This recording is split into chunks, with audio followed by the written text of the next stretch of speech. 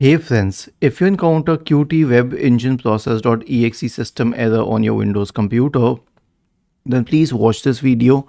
I will guide you through the resolutions. So here's the thing, you need to reinstall the application which was causing the problem. Usually, in most of the cases, the application is Origin. So right click on the start button, select settings from the menu, go to the apps tab on the list on the left hand side. Select installed apps in the right pane. Find Origin. No, I don't have that, but find Origin and then right click on Origin. So I click on the three dots associated with Origin.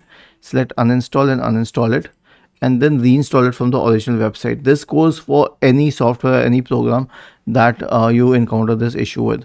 The next solution is an SFC scan. Search for command prompt in the Windows search bar and click on Run as Administrator. Type the command sfc /scan now and hit enter to invoke the sfc scan. The next option will be a DISM scan. So we have a command for this, which is DISM /online /cleanup-image /restore health. Simply search for command prompt in the Windows search bar. Click on Run as Administrator, paste it here and hit enter.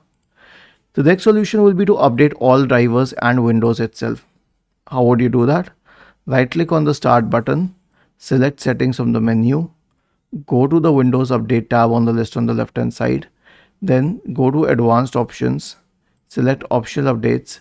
If you see any optional update here or any driver update here, definitely install it and then click on download and install here. And after that, return to the Windows Update tab. Once all of these are installed, click on check for updates. The next solution is a system restore. Search for recovery in the Windows search bar and open recovery. Click on open system restore.